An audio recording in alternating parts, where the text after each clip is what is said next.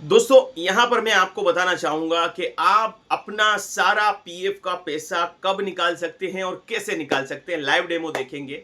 इससे पहले हमने बता दूँ आपको 2 वीडियो बनाए, जो इस रास्ते में मुझे ज़रूरत लगी, तो मैं आप लोगों के लिए लाइव बना रहा हूँ। पहला पीएफ, सारे पीएफ को मैंने मर्ज किया, तो वो एक हमने वीडियो बनाया।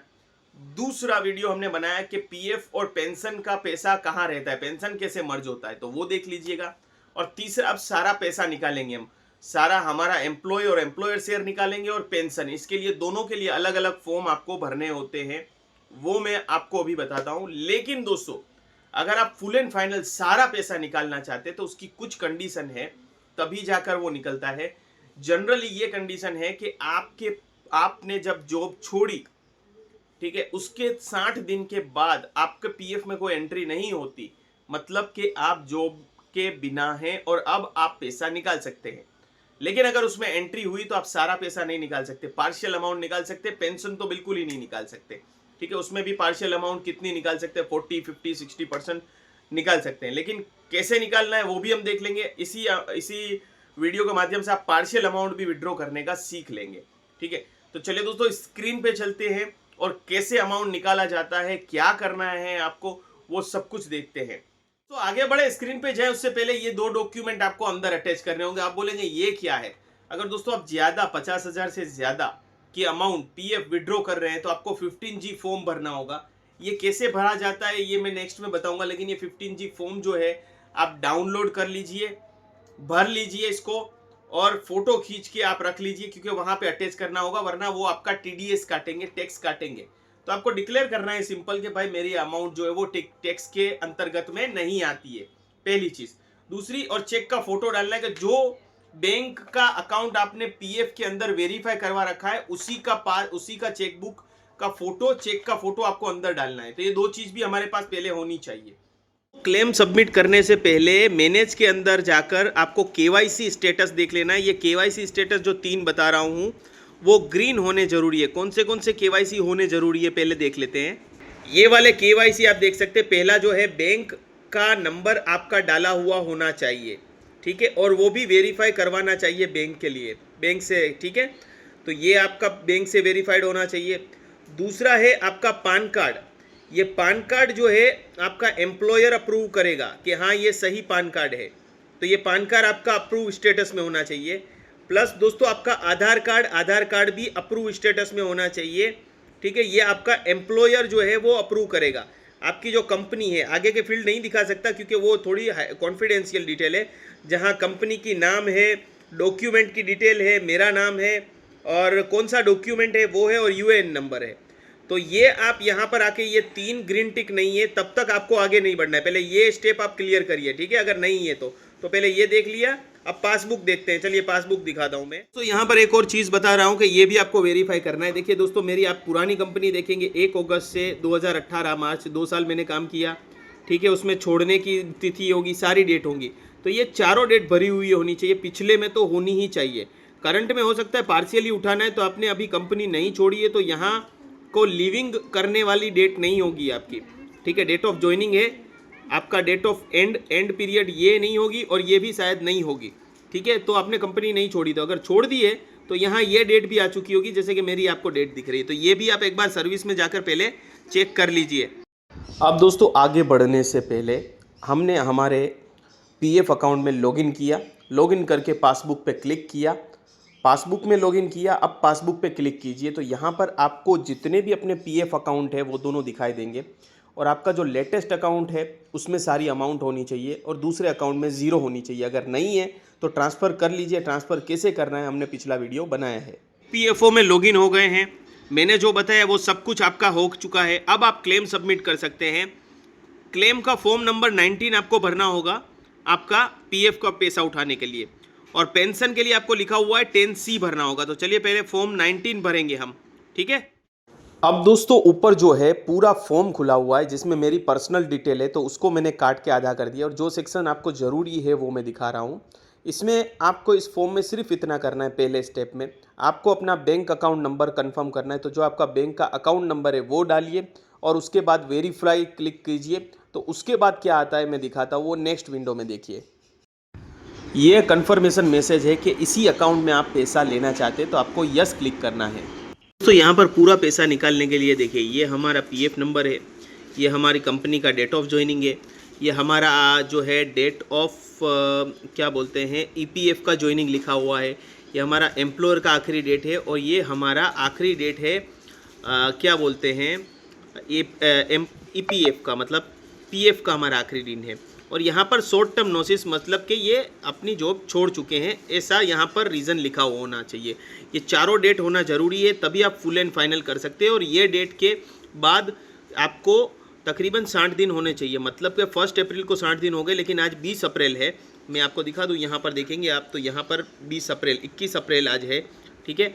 तो मतलब कि अब मैं ये सारे पैसे उठा सकता हूँ। तो अब हम आगे बढ़ेंगे, प्रोसीड फॉर ऑनलाइन क्लेम। तो जैसे ही आप आगे बढ़ेंगे, आपको एक पूरा फॉर्म दिखेगा, ऊपर सारी मेरी डिटेल है, वो मैं आपको नहीं दिखा रहा हूँ, लेकिन जो डिटेल दिखा सकता हूँ वो मैं आपको दिखा रहा हूँ।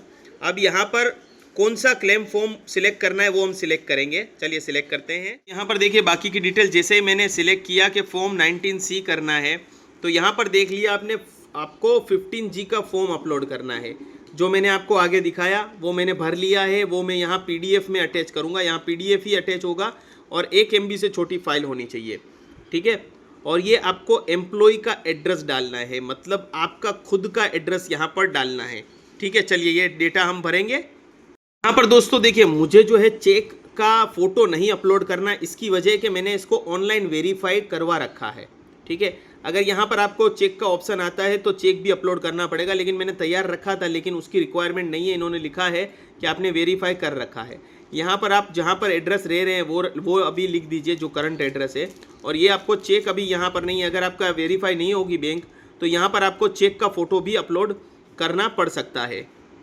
दोस्तों इस आगे बढ़े इससे पहले बता दूं, पिछली बार मैंने क्लेम भरा था, मेरा पहले वाला पीएफ जब पहली कंपनी छोड़ी थी, तो वो मेरा डिक्लाइन हुआ था और पेंशन भी डिक्लाइन हुआ था। उसका रीज़न है आपको 15G भरना होता है। 15G पिछली बार मैंने नहीं भरा था, तो हो सके तो 15G भरिए, क्योंकि 15G भरेंगे तो आपका पीएफ भी आएगा और पेंशन भी आएगा। पीएफ नहीं आएगा तो पेंशन नहीं आएगा, ठीक है, दोनों रिजेक्ट हो जाएगा। फॉर्म भर दिया मैंने, एड्रेस डाल दिया, इसके बाद मैंने 15G अटैच कर दिया। अब मुझे आधार का एक OTP आएगा, आपका आधार लिंक होना चाहिए, आधार पे OTP आएगा, आधार के साथ जो मोबाइल लिंक है। तो चलिए OTP डालता हूँ। क्लेम फॉर्म रिक्वेस्ट ले रहा है हमारी, ठीक है। OTP वेरीफाई हो चुका है। eKYC updated, PF final withdrawal, claim for submitted successfully on unified portal. अगर देखना है तो यहाँ आप क्लिक करके PDF देख सकते हैं। तो अब ये हो गया हमारा क्लेम PF का बैलेंस लेने का। अब हम पेंशन के लिए भी जाना है, तो पेंशन के लिए फॉर्म 19 भरना है, ठीक है। फॉर्म 19 के लिए भी दोस्तों कुछ ऐसा ही फॉर्म है, सेम टू सेम। यहाँ पर आपको फिर से बैंक नंबर डालना है, ठीक है, और आपको वेरीफाई करना है। तो आप एक्नॉलेज करोगे कि आपको ये अकाउंट में ही पैसे चाहिए, तो आप यस क्लिक कर देंगे, आगे बढ़ेंगे। जैसे पहले किया था वैसे प्रोसीड फॉर ऑनलाइन क्लेम करेंगे।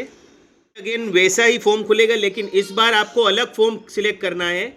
इस बार आपको फॉर्म 19 सिलेक्ट करना है, ठीक है, 10C सिलेक्ट करना है, पेंशन के लिए जो फॉर्म है वो।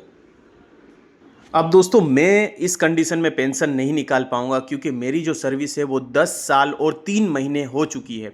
अगर आपकी सर्विस 9 साल और 6 महीने से ऊपर है तो वो पूरा 10 साल ही गिना जाएगा, तो आप पेंशन नहीं निकाल पाएंगे। अब आप पेंशन या तो पेंशन के तौर पे 50 साल के बाद ले सकते हैं, या आप जो है पेंशन लेना चाहते हैं तो आपको 58 साल तक रुकना होगा, और जो आपका पैसा बचा हुआ है वो आपको दिया जाएगा। इस पर कोई भी इंटरेस्ट आपको नहीं मिलेगा। मुझे लगता है ये गवर्नमेंट बहुत ही अन्याय कर रही है।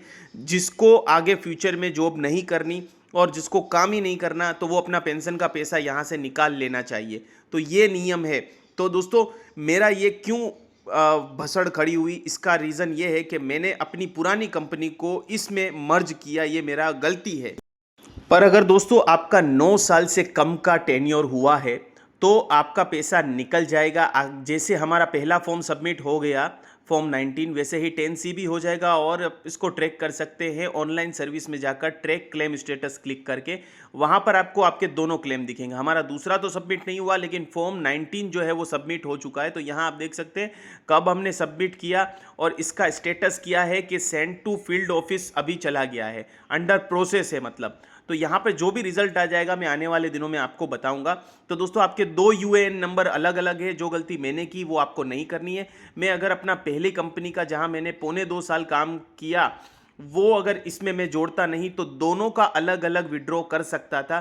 तो वो मुझे पता नहीं था, मुझे था कि पेंशन कितने भी साल का हो आप निकाल सकते हैं, लेकिन 9.5 साल ऊपर होने पर आप नहीं निकाल सकते। तो इस तरीके से दोस्तों आप क्लेम प्रोसेस पूरी कर सकते हैं। दोस्तों ये बड़ा ही यूजफुल वीडियो था। ऐसा आपको पीएफ के बहुत सारे एक्सपर्ट हैं, लेकिन एग्जाम्पल जो जिसके ऊपर बीतती है ना वो ही बता सकता है। तो देखिए दोस्तों मेरी क्या गलती हुई, मेरे 2 यूएएन नंबर थे। एक मेरा यूएएन नंबर था जो 2014 से 2016 के बीच में था, ठीक है।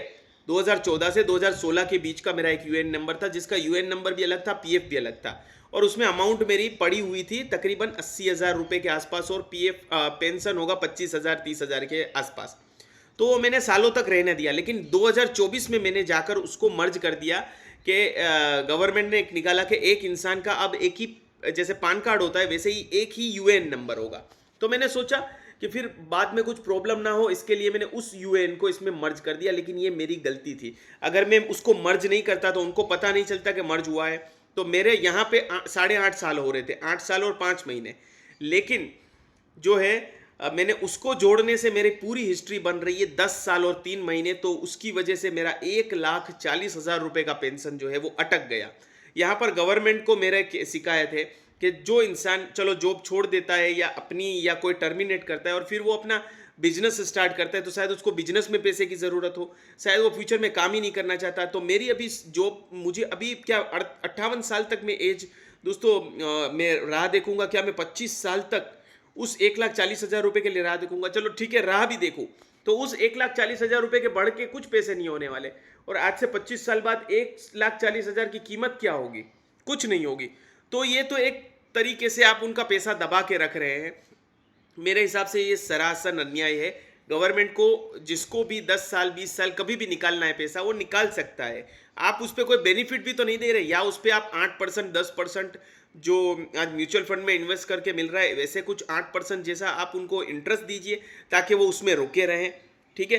तो दोस्तों इस तरीके से जो है आप गलती मत करिएगा। अगर आपके 2 यूएएन अलग है तो एक यूएएन का पैसा अलग से उठा लीजिए, दूसरे यूएएन का पैसा अलग उठाइए, दोनों यूएएन को मर्ज मत करिए। मेरा ये पर्सनल एडवाइस है। अगर 10 साल नहीं हो रहे तो मर्ज कीजिए, तो एक ही प्रोसेस में दोनों उठ जाएंगे। लेकिन आप गिन लीजिए कि पूरी 10 साल की हिस्ट्री बन जाएगी। तो मेरे साथ ये हुआ, पहला यूएएन यहाँ जोड़ने की वजह से, जो मैंने 2024 में पिछले साल ही जोड़ा, तकरीबन 10 महीने पहले ही जोड़ा है, 6 महीने या 8 महीने पहले ही जोड़ा है, जिसकी वजह से मुझे ये प्रॉब्लम अब फेस करना पड़ रहा है। वरना मेरा ये पैसा भी आ जाता, बाकी का पैसा तो आ जाएगा, वो कैसे आएगा क्या आएगा तो बने रहिए, मैं आपको वो भी अपडेट दूंगा। तो ये एपिसोड जो है आपको बड़ा हेल्पफुल रहेगा। अपने दोस्तों के साथ इस एपिसोड को शेयर करिएगा जो कॉरपोरेट में काम करते हैं। अमूमन ऐसी गलती हो जाती है क्योंकि लोगों को सही जानकारी मिलती रही है। और मैं कहता हूँ यूट्यूब पे भरोसा मत करिए, इनफैक्ट मेरी सिचुएशन पे भी आप भरोसा मत करिए। आप 10 लोगों के वीडियो देखिए, 10 जानकारी लीजिए, फिर ही आगे बढ़िए। आप बिना कुछ जाने दोस्तों मर्ज मत करिए, ठीक है। मर्ज भी मत करिए, मैं तो आपको ये कहता हूँ। कैसे मर्ज करना वो हम सिखा देते हैं, लेकिन कब मर्ज करना, क्यों मर्ज करना, कब मर्ज नहीं करना, वो सारी सिचुएशंस बहुत सारी होती है। मैंने भी यूट्यूब का ज्ञान लिया और फटाफट से पिछले साल मैंने दोनों को मर्ज किया, फिर इस साल भी मर्ज कर दिया दोनों पीएफ को, जिसकी वजह से पूरा जो है ये खड़ा हो गया, और जिसकी वजह से मेरा जो पेंशन का पैसा है अब 20-25 साल 30-25 साल के लिए फंस के रह गया। तो आई होप दोस्तों आपको इस वीडियो से बहुत सारी जानकारी मिली होगी। जय हिंद, जय भारत।